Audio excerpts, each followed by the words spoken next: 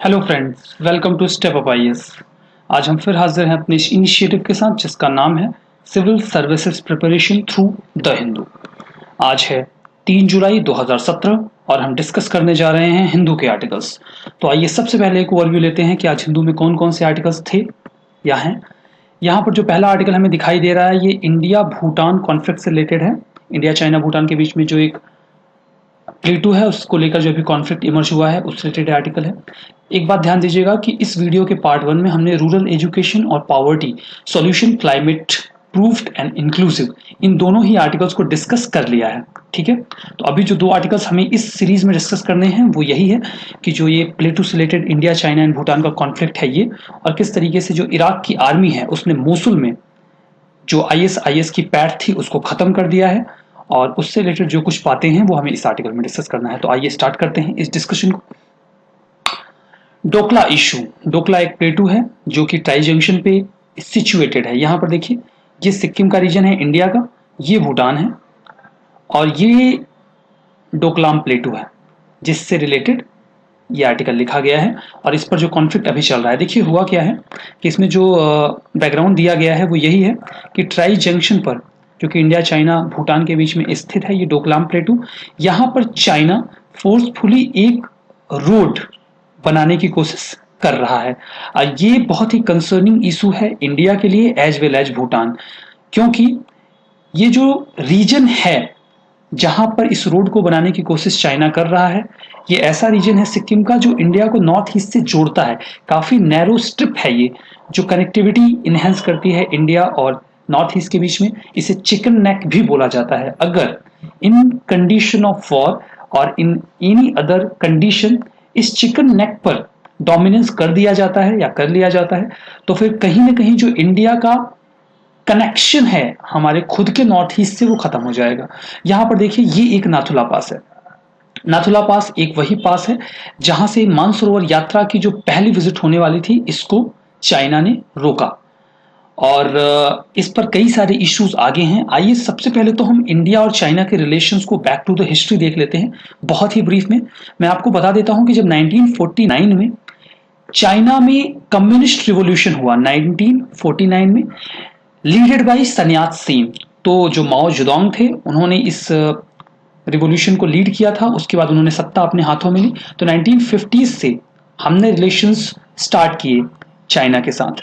हमने उस कंडीशन में जब चाइना के साथ रिलेशन स्टार्ट किए, तो मैं आपको बता दूं कि तिब्बत जो आज चाइना का पार्ट है वो एक टाइम पर जब ब्रिटिशर्स रूल किया करते थे India in as well as China, तो तिब्बत को उन्होंने एक ऑटोनॉमस रीजन डिक्लेयर किया था इंडिया और चाइना के बीच में। वो एक बफर स्टेट की तरह काम करता था। लेकिन जब कम्युनिस्ट रिवॉल्यूशन सक्सेसफुल होता है तो उसके बाद चाइना जो ऑटोनॉमी थी तिब्बत रीजन की उसको खत्म कर देता है और तिब्बत को चाइना का एक पार्ट बना लेता है। वी हैड अ मिस्टेक कि हमने बिना किसी शर्त को इस बात को मान लिया कि Tibet is part of China. अब देखिए 1954 में क्या होता है। 1954 में इंडिया ने एक मैप इशू किया जिसमें अक्साई चीन को इंडिया का एक पार्ट बताया गया। मैं आपको बताता हूं कि इंडिया और चाइना के बीच में एक मैकमोहन लाइन ड्रॉ की गई थी जिसको ब्रिटिशर्स ने ड्रॉ किया था। और जब ब्रिटिशर्स इंडिया को छोड़कर जाते हैं, चाइना में जो कम्युनिस्ट रिवॉल्यूशन होता है वो होता है, तो हम ये मानकर चलते हैं कि जो इंडिया और चाइना के बीच की बाउंड्री है वो यही मैकमोहन लाइन है। और इस पर कभी भी कोई कंसर्न चाइना की तरफ से टिल 1954 या उसके कुछ समय बाद तक रेज नहीं किए गए। तो जब इंडिया ने ये मैप शो किया जिसमें अक्साई चीन को इंडिया का पार्ट बताया गया, तो इस पर चाइना ने कोई भी अपना जो अपोजिशन है वो शो नहीं किया। तो हम ये मानकर चल रहे थे कि चाइना को मैकमोहन लाइन से कोई दिक्कत नहीं है और चाइना मैकमोहन लाइन को एज इंटरनेशनल बॉर्डर एक्सेप्ट करता है। हम देखते हैं कि 1954 में इंडिया ने चाइना के साथ एक 5 principles of peaceful coexistence sign किया जिसको इन ब्रीफ पंचशील भी कहा जाता है। पंचशील भी कहा जाता है। अब इंडिया की उस समय स्ट्रेटेजी क्या हुआ करती थी। इंडिया, मैं आपको बता दूं कि आइडियोलॉजी में कुछ ज्यादा ही बिलीव करता था। उनका मानना था we do not need a physical buffer, instead we need a psychological buffer, और इसी को वो पंचशील में इनहेरिट करने की कोशिश कर रहे थे। आगे हम देखते हैं होता क्या है कि 1959 में डिस्प्यूट इमर्ज होना शुरू हो जाता है। जबकि चाइना एक बात को आगे रखता है कि उसके अभी तक किसी भी रूलर ने मैकमोहन लाइन को एज इंटरनेशनल बॉर्डर एक्सेप्ट नहीं किया है। अब ये कंसर्निंग इशू हो गया। इस स्टेटमेंट के आने के जस्ट बाद ही अगर हम देखते हैं तो 104,000 किलोमीटर स्क्वायर की जो टेरिटरी थी इंडिया और चाइना के बीच में वो डिस्प्यूटेड हो गई। इस टेरिटरी को हम 3 पार्ट्स में डिवाइड भी कर सकते हैं। ये रेड कलर में हमें वेस्टर्न सेक्टर दिखाई दे रहा है, जो अक्साई चीन का एरिया है, ये डिस्प्यूटेड हो गया। इसके अलावा ये मिडिल सेक्टर है जो कि हिमाचल प्रदेश और उत्तराखंड का रीजन है, ये भी डिस्प्यूटेड होगा। यहाँ पर एक ही सिक्किम का रीजन है, सिक्किम के रीजन के बगल में जो अरुणाचल प्रदेश का रीजन हमें दिखाई दे रहा है, ये भी, इन दोनों को कंबाइंडली हम ईस्टर्न सेक्टर बोल सकते हैं। अभी जो रीसेंट डिस्प्यूट चल रहा है वो यहां पर चल रहा है, ठीक है, ये दिख रहा है आपको, ये ट्राई जंक्शन है जहां पर अभी डिस्प्यूट चल रहा है। ये हमारा सिक्किम है, ये चाइना है और यहाँ पर भूटान। तो ये जो रीजन है ये डिस्प्यूट का रीजन बना। 1959 में हम देखते हैं कि चाइना से जो दलाई लामा होते हैं वो इंडिया में आते हैं और हम उन्हें असाइलम देते हैं, ये भी कंसर्निंग इशू था चाइना के लिए। इसके बाद 1962 में इन्हीं दो इश्यूज को लेकर जो हमारा बॉर्डर डिस्प्यूट था चाइना के साथ, इसके अलावा जो हमने दलाई लामा को एक्सेस दिया, असाइलम दिया इंडिया में, इन मुद्दों को उठाते हुए चाइना ने 1962 में 20 अक्टूबर को अटैक किया। इसमें काफी कैजुअलिटीज हुई इंडिया की तरफ से, स्पेशली हम इस वॉर को हारे, ठीक है। इसका एक जो अनऑफिशियल रीजन है जो मैं आपको बताता हूं, ये आपको मेंशन नहीं करना है अपने आंसर्स में, ये नेहरू की एक फॉरवर्ड पॉलिसी थी। फॉरवर्ड पॉलिसी में नेहरू का क्या मानना था, बैक टू द हिस्ट्री में आपको जाकर बताता हूं कि आप देखिए कि जब इंडिया और पाकिस्तान 1947 में अलग होते हैं तो पाकिस्तान कश्मीर के रीजन में अटैक करता है, इंडिया काफी रिटेलिएट करता है। उसके बाद जब ठंडी शुरू होती है, विंटर सीजन स्टार्ट होता है, तो दोनों के बीच में एक सीज फायर एग्रीमेंट साइन हो जाता है with the consensus of UN. अब इसके बाद हुआ ये कि पाकिस्तान जहां था वो वहां तक की टेरिटरी पर अपना कब्जा रखता है और इंडिया जहां था वहां तक की टेरिटरी पर इंडिया अपना कब्जा रखता है। अब ये बात कहीं ना कहीं खटक रही थी नेहरू जी के दिमाग में, तो उन्होंने इस बात को सोचा कि इन फ्यूचर अगर ऐसा कोई डिस्प्यूट हमारा चाइना के साथ होता है तो एटलीस्ट हमें थोड़ा थोड़ा आगे बढ़ते रहना चाहिए बॉर्डर पे, ताकि जब कभी भी वो डिस्प्यूट इमर्ज हो और सीज फायर मेंटेन किया जाए तो हम थोड़ा सा आगे हो बॉर्डर पर और हमारी टेरिटरी जो है वो थोड़ी ज्यादा हो। तो इस बात को लेकर भी चाइना ने काफी एग्रेशन दिखाया और हम पर अटैक किया 1962 में। ये एक अनऑफिशियल रीजन है जिसे आप प्लीज आंसर्स में मत मेंशन करिए, ये आपके इन्फॉर्मेशन के लिए था। हम देखते हैं कि हमें अभी तक पता होता है कि हम 1962 का वॉर चाइना से हारे हैं, but I would like to tell you कि जिस रीजन में अभी कॉन्फ्लिक्ट चल रहा है, ये सिक्किम का जो रीजन है जहां पर कॉन्फ्लिक्ट चल रहा है इस ट्राई जंक्शन को लेकर, इसी फ्रंट पर हम एक बार चाइना से वॉर जीत चुके हैं। वो एक छोटी सी लड़ाई थी, छोटा सा एक फ्रंट था जहां पर हम जीते थे, और वो था नाथुला इंसिडेंट और चोला इंसिडेंट। इस इंसिडेंट में हुआ यह था कि एक चोला पर मिलिट्री बेस था जिस पर कि चाइना अपना क्लेम कर रहा था, इस पर उन्होंने इस मिलिट्री बेस पर अटैक किया। इंडिया ने रिटेलिएट किया, अप्रोक्सीमेटली 4,000 चाइनीज सोल्जर्स मारे गए, 70s के अप्रोक्सीमेट हमारे भी लोग शहीद हुए, बट अल्टीमेटली हमने चाइना को पीछे खदेड़ा। और मैं आपको बता दूं कि सिक्किम तब तक एक प्रोटेक्टोरेट स्टेट हुआ करता था इंडिया का, और इस वॉर को जीतने के बाद 1967 में ही हमने सिक्किम को एक कंप्लीट स्टेट डिक्लेयर किया। तो आप बिल्कुल ये ना समझें कि हमने हर वॉर चाइना से हारा ही है, एक फ्रंट पर हमने जीत हासिल की है। हालांकि ये पॉपुलर नहीं था और बहुत बड़ा वॉर नहीं था, इट्स ओके। 1965 में हम देखते हैं जब हमारा पाकिस्तान के साथ वॉर होता है तो चाइना पाकिस्तान को बैक करता है, सपोर्ट करता है, as well as in war of 1971 China Pakistan को सपोर्ट करता है। हम देखते हैं कि 1971 में इंडिया एक peace and friendship cooperation treaty sign करता है सोवियत यूनियन के साथ। वो एक समय था जब सोवियत यूनियन और चाइना के बीच में तलखी बहुत ज्यादा बढ़ रही थी। इसके बाद जो रिलेशंस थे, मैं आपको बता दूं कि जब जनता गवर्नमेंट आती है after emergency proclamation in India, तो अटल बिहारी वाजपेयी जी की विजिट भी होती है चाइना में। वो एक हिस्टोरिकल विजिट थी, अच्छे रिलेशंस डेवलप करने की कोशिश किए गए। 2004 में हम देखते हैं कि चाइना ने नाथुला और जलेपला पासेस को खोल दिया सिक्किम में ट्रांसपोर्टेशन के लिए, अदर एक्सेस के लिए। इसके बाद हम देखते हैं कि 2010 में चाइना के जो प्रीमियर थे वेन जिबाओ, वो इंडिया के विजिट पर आते हैं मनमोहन सिंह जी के इनविटेशन पर। अप्रोक्सीमेटली 4,000 जो बिजनेसमैन थे वो उनके साथ आए थे, सॉरी मैंने 4,000 बोला, आई शुड से 400 जो बिजनेसमैन थे वो भी उनके साथ आए। और उनकी जो उम्मीद थी वो ये थी कि कहीं ना कहीं कुछ बिजनेस ट्रीटीज वगैरह साइन किए जाएं। अगर UNSC, United nation security council, एक विंग जो है यूनाइटेड नेशंस की, उसमें इंडिया की परमानेंट मेंबरशिप की अगर बात की जाए तो इंडिया ने स्टार्टिंग के पीरियड में इस चीज को सपोर्ट किया, लेकिन उसके बाद उन्होंने एक न्यूट्रल अप्रोच रखा, मतलब कि वो हमें अपोज भी नहीं करते हैं लेकिन सपोर्ट भी नहीं करते हैं, ठीक है। आगे अगर हम देखते हैं इस बात को, तो आर्टिकल में क्या बातें की गई हैं। आर्टिकल में पहली बात जो कही गई है वो ये है कि हम देखते हैं कि ये जो प्लेटू है जिस पर अभी कंट्रोवर्सी चल रही है, इस पर मैंने इसके बारे में आपको पहले यहाँ पर बताया भी कि ये जो डोकला इशू है, डोकला इशू जो डोकलाम जो प्लेटू है, इस पर जो अभी इश्यूज इमर्ज हो रहे हैं वो इसी बात को लेकर हो रहे हैं कि यहाँ पर चाइना ने एक रोड बनाने का प्रयास किया है, जिसका इंडियन आर्मी ने विरोध किया है, एज वेल एज भूटान की जो मिलिट्री फोर्सेस हैं उन्होंने भी डोकलाम प्लेटू पर इस इंटरवेंशन का विरोध किया है। अब इससे रिलेटेड जो बातें हमारे सामने निकल कर आ रही हैं वो कुछ इस तरीके से हैं कि इसके विरोध में कि इंडिया ने अपना मिलिट्री एग्जिस्टेंस दिखाने की कोशिश की, चाइना ने जो हमारा पहला पिलग्रिमेज था कैलाश मानसरोवर यात्रा के लिए, जो नाथुला दर्रे से होने वाला था, उसको उन्होंने रोक दिया, जिससे वजह से जो पिलग्रिम्स थे उनको वापस लौटना पड़ा दिल्ली के लिए। हम देखते हैं कि 2014 में जब सी जिनपिंग की इंडिया की विजिट हुई थी, उसके बाद से रिलेशंस लगातार डिग्रेड हो रहे हैं। इंडिया के कुछ कंसर्न्स हैं चाइना को लेकर, एज वेल एज चाइना के कुछ कंसर्न्स हैं इंडिया को लेकर। इंडिया के जो कंसर्न्स हैं वो पहला तो सॉवरेनिटी इशू है।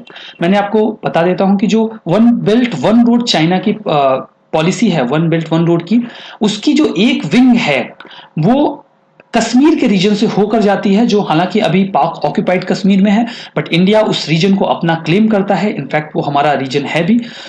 तो ये हमारे लिए एक सॉवरेनिटी इशू है जिसको चाइना एड्रेस नहीं कर रहा है। ये कंसर्निंग इशू है हमारे और चाइना के बीच में। दूसरा जो इशू है वो ये है कि चाइना हमेशा जो क्रॉस बॉर्डर टेररिज्म है उस पर पाकिस्तान को सपोर्ट करता है और इस चीज को रिफ्यूज नहीं करता है। हम देखते हैं कि किस प्रकार से मसूद अजहर को, जो इंडिया के एफर्ट्स हैं ग्लोबल टेररिस्ट बनाने के, उस पर चाइना लगातार वीटो करता है। न्यूक्लियर सप्लायर्स ग्रुप में जो इंडिया की मेंबरशिप है उस पर भी चाइना लगातार अंगा लगाए हुए है। ये कुछ इश्यूज हैं जो कि इंडिया और चाइना के बीच में कंसर्न के हैं। इसके अलावा हम देखते हैं कि जो ट्रेड डेफिसिट है वो भी चाइना के फेवर में बहुत ज्यादा है। चाइना के कुछ कंसर्न है इंडिया की तरफ, वो ये है कि इंडिया ने जो वन बेल्ट वन रोड का इनिशिएटिव चाइना ने लिया था उसमें पार्टिसिपेट करने से मना कर दिया। अभी जो एक ग्लोबल समिट हुई थी इस इश्यू को लेकर इंडिया ने उसमें पार्टिसिपेट नहीं किया। इसके अलावा जो इंडिया अपना कोऑपरेशन यूएस के साथ बढ़ा रहा है ये भी कंसर्न का इशू है। और जो मैरीटाइम इश्यूज पर कोऑपरेशन बढ़ रहा है इंडिया और चाइना का, इंडिया एंड यूएसए का। तो अरुणाचल प्रदेश के चीफ मिनिस्टर ने अभी एक स्टेटमेंट देते हुए चाइना की वन चाइना पॉलिसी को भी चैलेंज किया तिब्बत के इशू पर। इस बात पर भी चाइना काफी नाराज है। और आर्मी चीफ जो बिपिन रावत थे उन्होंने अभी रिसेंटली एक स्टेटमेंट दिया जिसमें उन्होंने कहा कि जो इंडियन आर्मी है वो 2.5 फ्रंट पर लड़ने के लिए रेडी है। Indian army is ready to fight on 2.5 front. तो what is this in meaning of 2.5 front? तो देखिए, एक फ्रंट तो हो जाता है जो पाकिस्तान, ठीक है, और जो दूसरा फ्रंट है वो है चाइना। और जो ये हाफ फ्रंट की ये बात कर रहे हैं, हाफ जो फ्रंट है ये हमारा इंटरनल सिक्योरिटी इशू है। जो हम इंटरनल सिक्योरिटी के इश्यूज पर लड़ रहे हैं, चाहे वो नक्सलिज्म है, चाहे वो नागा इंसर्जेंसी है, चाहे वो कश्मीर की इंसर्जेंसी है, या जो भी वहां पर प्रॉब्लम्स क्रिएट हो रही हैं, ये 2.5 फ्रंट, आधा फ्रंट ये बोलते हैं। बाकी इंडिया और चाइना को वो एक एक फ्रंट के रूप में लेते हैं। तो इस बात पर भी जो चाइना है उसने अपनी नाराजगी जाहिर की कि इस तरीके के जो मिलिट्री चीफ हैं वो अपनी स्टेटमेंट्स दे रहे हैं। तो ये प्रॉब्लम्स क्रिएट करने वाली बातें हैं। वे फॉरवर्ड में क्या बातें बोलते हैं? वे फॉरवर्ड में बातें यही बोलते हैं कि हमें सस्टेनेबल डायलॉग्स करते रहना होगा प्रॉब्लम्स को सॉर्ट आउट करने के लिए। प्रेजेंट के जो डायलॉग्स होने चाहिए उनका जो फोकस होना चाहिए वो इस बात पर होना चाहिए कि जो ट्राई जंक्शन है यहाँ पर किस तरीके से प्रॉब्लम को सॉर्ट आउट किया जा सके, स्टेबिलिटी लाई जा सके। इसके अलावा जो अभी प्री कंडीशन चाइना ने लगाई है कि चाइना तभी बातचीत के लिए तैयार होगा जब इंडिया अपने ट्रूप्स को डोकलाम प्लेटू पर से हटाता है। तो इसके लिए इनका यह कहना है कि केवल इंडिया को नहीं, एज वेल एज चाइना को भी वहां से अपने ट्रूप्स को हटाना चाहिए। इसके अलावा जो वो रोड बिल्डिंग टीम है उसको भी उनको वापस बुलाना चाहिए और आगे जो बातें हैं उनको आगे बढ़ाना चाहिए। इसके अलावा इनका एक सजेशन है कि बीजिंग को इस चीज को रिकॉग्नाइज करना चाहिए कि इंडिया और भूटान के बीच में किस तरीके से जो शेयर्ड रिलेशनशिप है टिल 1947 और फ्रेंडशिप ट्रीटी जो 2007 में साइन हुई है, जिसके तहत इंडिया और भूटान ने आपस में मिलिट्री कोऑपरेशन के लिए एक सहमति बनाकर रखी हुई है। तो इस बात को रेस्पेक्ट करना चाहिए बीजिंग को। इसके अलावा एक बात ये कहते हैं कि हालांकि इंडिया को बहुत ही बुद्धिमानी से जो चाइना का एग्रेशन आगे बढ़ रहा है उसको अवॉइड करना चाहिए, मतलब बहुत हल्के में नहीं लेना चाहिए, बहुत ही वाइजली अवॉइड करना चाहिए। लेकिन इसके अलावा इंडिया को लगातार कम्युनिकेट करते रहना चाहिए चाइनीज अथॉरिटीज के साथ, ताकि जो डिस्प्यूटेड इश्यूज हैं वो आगे ना बढ़े और हम प्रॉब्लम्स को और बेहतर तरीके से सॉर्ट आउट कर सकें। ठीक है, अब जो नेक्स्ट आर्टिकल हमने डिस्कस करना है वो है विक्ट्री इन मोसुल। ये पेपर 2 का जो एक टॉपिक है, bilateral regional and global grouping and agreement involving India and और अफेक्टिंग इंडियाज इंटरेस्ट। तो कंटेक्स्ट यही है कि इस्लामिक स्टेट ने जो अपनी पैठ बनाकर रखी थी मोसुल, जो कि इराक की सेकंड लार्जेस्ट सिटी है, वहां पर इराक के फोर्सेस ने उनको बाहर निकाल दिया है उस रीजन से। अभी वो एक छोटे रीजन्स में रह गए हैं, जिस पर इराकी फोर्सेस का मानना है कि वो बहुत जल्द उनको वहां से बाहर निकाल देंगे और उसके बाद जो मोसुल है वो उसको कंप्लीटली आईएस से फ्री डिक्लेयर कर देंगे। तो ये एक प्रोग्रेसिव बात है। मैं आपको बता दूं कि जो एक मॉस्क था ग्रैंड अल नूरी मॉस्क, जिस पर कि जो बगदादी थे उन्होंने खुद को जुलाई 2014 में कैलिफेट डिक्लेयर किया था इराक का, इसी मस्जिद से।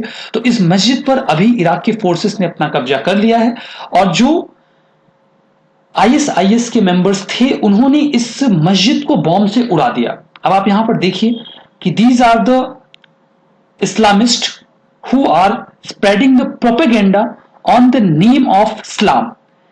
दे even not respecting the mosque, और वो जाते वक्त उस चीज को डिस्ट्रॉय करके जाते हैं जिस चीज के नाम पर वो इतना प्रोपेगेंडा इस्लामिक जो रेडिकलिज्म है उसका फैला रहे हैं। ठीक है, इसके अलावा हम देखते हैं कि जो आबादी हैं जो इस समय अथॉरिटी में है इराक में, उन्होंने किस तरीके से सारी सिचुएशन को मैनेज किया।